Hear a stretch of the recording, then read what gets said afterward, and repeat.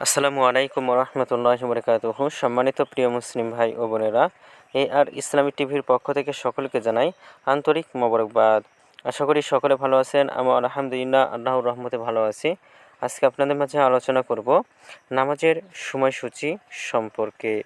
তো আজ থেকে মঙ্গলবার 25শে জুন 2024 ইংরেজি, 11ই আষাঢ় 1431 বাংলা, 18ই জিলহজ 1445 হিজরি, ঢাকা এবং তার পার্শ্ববর্তী এলাকার নামাজের সময়সূচি তুলে ধরছি। তারপরে অন্য অন্য জেলা বিভাগগুলোর নামাজের সময়সূচিগুলো আপনাদের মাঝে তুলে ধরব। তো আজকে ঢাকা এবং তার পার্শ্ববর্তী এলাকার তাহাজ্জুদ এবং সেহরির শেষ সময় হলো 3:40 আজকে ফজর ওয়াক্ত শুরু হয়েছিল 3:45 এবং ফজর ওয়াক্ত শেষ হয়েছে 5:12। জোহরের ওয়াক্ত শুরু হয়েছে 12:02 এবং শেষ হবে 4:41। আসর ওয়াক্ত শুরু হবে 4:42 এবং আসর ওয়াক্ত আজকে শেষ হবে 6:48।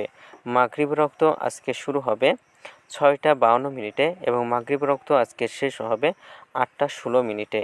এশার ওয়াক্ত আজকে শুরু হবে 8:17। এশার ওয়াক্ত আজকে শেষ হবে 3:40। এগুলো ঢাকার মধ্যে সময়সূচি। আজকে সূর্যাস্ত যাবে 6:50 এবং আজকে সূর্যোদয় হয়েছে 5:12। এগুলো ঢাকার মতো পার্শ্ববর্তী এলাকার নামাজের সময়সূচি। এখন আপনাদের মাঝে আলোচনা করব বিভাগীয় শহরের জন্য উল্লেখিত সময়ের সঙ্গে যেসব বিভাগের সময় আপনি যোগ বিয়োগ করবেন তা হলো এই। অর্থাৎ আপনি বিয়োগ করবেন চট্টগ্রামে 5 মিনিট এবং সিলেটে 6 মিনিট কম করবেন। ঢাকা এবং তার পার্শ্ববর্তী এলাকায় যে নামাজের সময়সূচিটা রয়েছে সেখান থেকে চট্টগ্রামে 5 মিনিট এবং সিলেটে 6 মিনিট কম করে গণনা করবেন, তাহলেই কিন্তু হবে। এবং যোগ করবেন খুলনাতে 3 মিনিট, রাজশাহীতে 7 minute, Rangpur 8 minute, Barishal 1 minute বেশি করবেন। ঢাকা এবং তার পার্শ্ববর্তী এলাকায় যে নামাজের সময়সূচিটা রয়েছে সেখান থেকে খুলনাতে 3 মিনিট, রাজশাহীতে 7 মিনিট, রংপুর 8 মিনিট, বরিশালে 1 মিনিট বেশি করে গণনা করবেন, তাহলেই কিন্তু হবে। তো আজকের ভিডিওটি পর্যন্তই ছিল।